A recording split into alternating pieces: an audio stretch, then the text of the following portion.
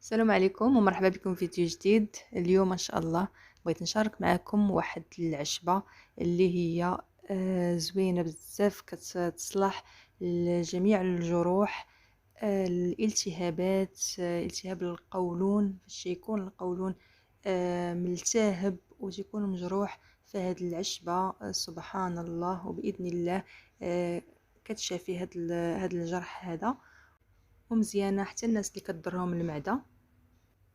هاد العشبة اللي هي سميتها عشبة خياطة. حنا في العربية كانت جدة الله يرحمها كتسميها عشيبة كل بلا، يعني عشبة ديال كل بلا. كتصلح بزاف ديال الحوايج كما قلت لكم، الجروح، وحتى كيديروها حتى للاطفال الصغار. وحتى انا استعملت هاد العشبة فاش كنت مريضة، والحمد لله انني درت هاد العشوب اللي غادي نشارك معكم في هاد الفيديو سواء الفيديوهات ان شاء الله الماجين، ولقيت الحمد لله واحد التحسن. داكشي علاش بغيت نشارك معكم هادشي بناء عن تجربه، ماشي انا عاود ليا شي واحد ولا غير كيقول ليا وكنجي كنحط فيديو. انا حتى كنجرب الحاجه يعني كتصلح ليا، عاد كنبغي نشاركها مع الناس. وهذه هي الزريعه ديالها، كتكون بحال هكا، دايره بحال تقريبا بحال ديال الحبق. وايضا بغيت نشارك معكم هاد البذره اللي هي بذره قاطونه، وان شاء الله غادي نشارك معكم الطريقه كيفاش انا كنت كنستعملها. هذه حتى هي عندها واحد الدور مهم في تنظيم الخلل اللي تيكون في الجهاز الهضمي. الانسان من فاش يكون دائما اما فيه اسهال اما تيكون فيه قبض، هنا كيكون واحد الخلل، ما تيكونش انسان طبيعي. وهاد البذره هذه عندها الدور، هي اللي كتقوم به، كتنظم هذاك الخلل اللي تيكون. الا كان الواحد دائما في اسهال راه ما تيبقاش فيه، ولا كان فيه غير القبض دائما حتى هو ما كيبقاش فيه. فحتى هي كتباع عند العطار، كتجيبوا ولا كتكومونديها كاينه في الانترنت، تقدروا تكومونديوها. كتجي كتنقيوها، حيت الا جبتها من عند العطار ضروري كتكون مسخات فيها الحجر. شفتوا الشكل ديالها، راه داير بحال ديال حب رشاد تقريبا. صافي، من بعد كتنقيوها خاصكم طحنوها وهي قاصحه باش تطحن. انا جربت باش نطحنها في الدار، ما كتبغيش تطحن، كطحن غير واحد شويه. وحتى فاش ديناها عند العطار، عنده ديك الماكينه كبيره كتطحن صافي، وكتجيبوها وكتبقاو تستعملوها. هي هذه دابا راها مطحونه عند العطار وكتبقى بحال هكا، شي حاجه كتنيل شي حاجه بالنسبه للطريقه كيفاش انا كنت كنستعملها، كنت كناخذ واحد راس معلقه، ولا معلقه صغيره، كنت كندير معلقه صغيره ولا بحال هكا. كنعمر واحد الكاس يكون كبير ديال الماء صافي، وكنخلطهم وكنشربهم. من بعد ما كنشرب هذا الكاس كنعاود عاوتاني كندير جوج كيسان وحدين اخرين ديال الماء، خاويين فيه حتى شي حاجه، غير الماء بوحدو. الماء نفس الكاس اللي عبرت به، الا درت اي كاس اللي درت كندير فيه هاد البذره ديال القاطونه، كنحرك مزيان بالمعلقه وكنشرب. من بعد كنشرب هذا، كنتبعهم بجوج كيسان ديال الماء.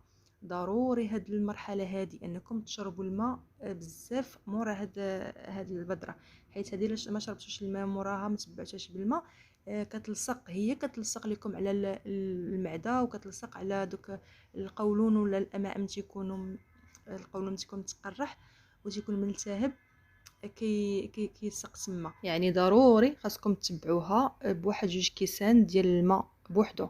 كاين اللي كيديرها في قرعه وكيحرك، بقى يحرك القرعه ويشرب.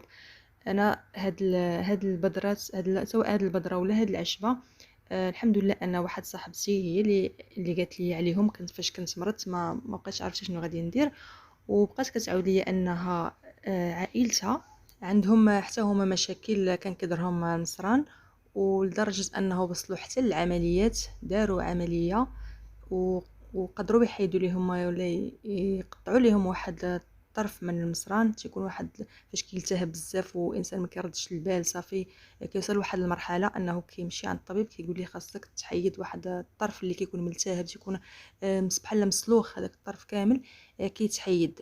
وفاش كيحيدوه، المشكله ديال هذا المرض هذا الله يبعدو على جميع الناس، انها فاش كيلتهب هذاك المصران، واخا كيدير العمليه كيحيدوا ليه داك الطرف، ومن بعد كيمشي الانسان يعني طبيعي كياكل الماكله كيقول صافي راه درت عمليه وصحيت وهذا، كيعاود عاوتاني الانسان كياكل ماكله اللي كتضر وهذا، كيرجع نفس المشكل عاوتاني وكيرجع عاوتاني كيلتهب. والمشكله الاكبر هي انه كيمشي عند الطبيب كيرجع عنده كيقول لي عاوتاني خاصني نحيد لك عاوتاني ونقطع لك عاوتاني واحد الجزء عاوتاني من المصران. يعني هذا هو المشكل. والحمد لله انا قلت لك هاد صاحبتي هي اللي عاودت لي وهي اللي عطاتني هاد الوصفات بجوج، سواء لهاد القطونه لا هاد خياطه. قالت لي بان راه عائلتها قلت لكم وقع لهم مشاكل وداروا من بعد قلت لكم مشاو عند الطبيب وصافي وداروا العمليات.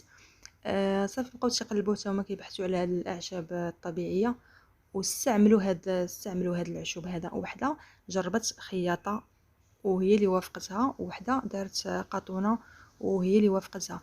والحمد لله الحمد لله الله يزيد فرحتهم انهم قالت لي ما بقوش وصلوا عند الطبيب من بعد ما داروا هادو. يعني الحمد لله وانا كنشكرها بزاف هاد صاحبتي اللي حقاش فعلا واحد الوقيته صافي ما بقيتش عرفت اشنو غادي ندير.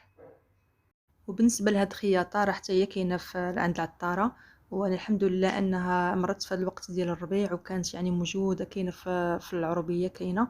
جابتها ليا ماما وخالاتي اللي كنشكرهم حتى هما بزاف. بالنسبه للطريقه اللي كنت كنستعمل انني كنت كناخذ هاد العشبه كنغسلها مزيان، ضروري خصكم تغسلوها. وصافي كتجيبوا واحد الكاس بحال هكا وتخويو عليها الماء يكون طيب. انا كندير معكم التجربه هنايا.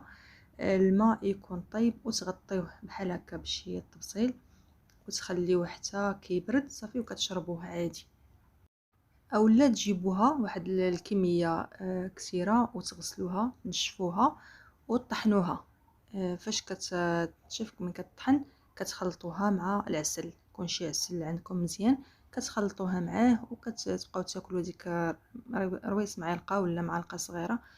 حتى هي راه زوينه بزاف. وسبحان الله فاش كتبداو تشربوا في هاد العشبه هادي راه فاش يكون داك الجرح عندكم في الداخل ديالكم وكيبدا يبرى كتحسوا بهذاك الاحساس ديال الجسم من تيكون مجروح كتجي واحد الحكه كتبدا تاكلكم.